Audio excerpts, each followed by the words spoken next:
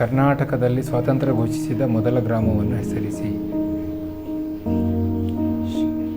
ಈಸೂರು. ಕನ್ನಡಕ್ಕೆ ಮೊದಲ ಸಾಹಿತ್ಯ ಅಕಾಡೆಮಿ ಪ್ರಶಸ್ತಿ ತಂದುಕೊಟ್ಟವರು ಯಾರು? ಕುವೆಂಪು.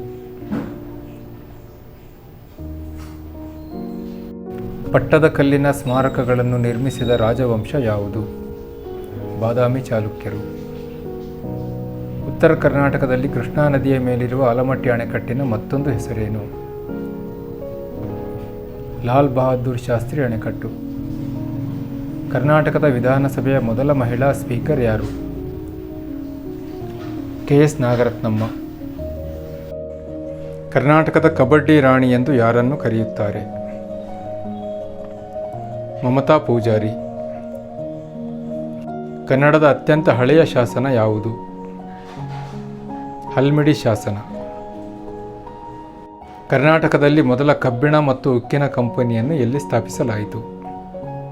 ಭದ್ರಾವತಿಯಲ್ಲಿ. ಮೈಸೂರಿನ ಗ್ರ್ಯಾಂಡ್ ಓಲ್ಡ್ ಮ್ಯಾನ್ ಎಂದು ಯಾರನ್ನು ಕರೆಯಲಾಗುತ್ತದೆ? ಶ್ರೀ ಎಂ ವೆಂಕಟಕೃಷ್ಣಯ್ಯ. ಕರ್ನಾಟಕದ ಅತಿ ಎತ್ತರವಾದ ಶಿಖರ ಯಾವುದು? ಮುಳ್ಳಯ್ಯನಗಿರಿ. ಕರ್ನಾಟಕದ ಎರಡನೇ ಅತಿ ಎತ್ತರವಾದ ಶಿಖರ ಯಾವುದು? ಕುದುರೆಮುಖ. ಯಾವ ನಗರವನ್ನು ಛೋಟಾ ಬಾಂಬೆ ಎಂದು ಕರೆಯುತ್ತಾರೆ? ಹುಬ್ಬಳ್ಳಿ. ಯಾವ ನಗರವನ್ನು ಕುಂದಾನಗರಿ ಎಂದು ಕರೆಯುತ್ತಾರೆ? ಬೆಳಗಾವಿ. ಕರ್ನಾಟಕದಲ್ಲಿ ಯಾವ ಸ್ಥಳವನ್ನು ಬಡವರ ಊಟಿ ಎಂದು ಕರೆಯುತ್ತಾರೆ? ಸಕಲೇಶಪುರ, ಹಾಸನ ಜಿಲ್ಲೆ. ಬೆಂಗಳೂರು ಯಾವಾಗ ಸ್ಥಾಪನೆಯಾಯಿತು? 1537ರಲ್ಲಿ. ಬೆಂಗಳೂರಿನ ವಿಸ್ತೀರ್ಣ ಎಷ್ಟಿದೆ? ಸುಮಾರು 741 ಚದರ ಕಿಲೋಮೀಟರ್. ಕರ್ನಾಟಕದಲ್ಲಿ ಯಾವ ಮೆಟ್ರೋ ಇದೆ? ನಮ್ಮ ಮೆಟ್ರೋ. ಕರ್ನಾಟಕದ 30ನೇ ಜಿಲ್ಲೆ ಯಾವುದು? ಯಾದಗಿರಿ ಜಿಲ್ಲೆ. ಬೆಂಗಳೂರು ಸಮುದ್ರ ಮಟ್ಟದಿಂದ ಎಷ್ಟು ಎತ್ತರದಲ್ಲಿದೆ? 920 metre.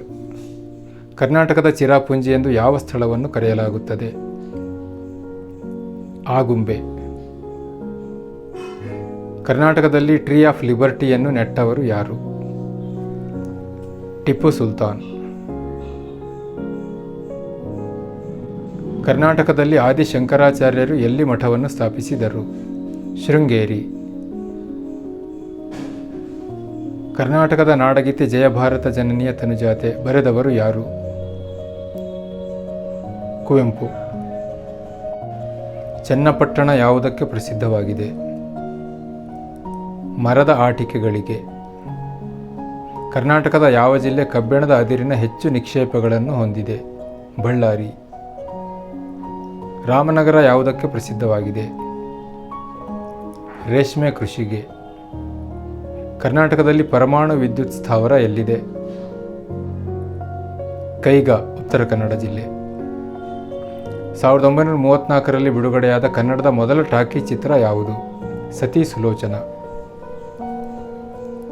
Central institute of Indian languages ಯಾವ ನಗರದಲ್ಲಿದೆ? ಮೈಸೂರು. ಶ್ರವಣಬೆಳಗೊಳ ಯಾವ ಧರ್ಮೀಯರ ಪ್ರಮುಖ ತೀರ್ಥ ಸ್ಥಳವಾಗಿದೆ? ಜೈನ ಧರ್ಮದವರ. ಕರ್ನಾಟಕ ಸಂಗೀತ ಪಿತಾಮಹ ಎಂದು ಯಾರನ್ನು ಕರೆಯುತ್ತಾರೆ? ಶ್ರೀ ಪುರಂದರ ದಾಸರು.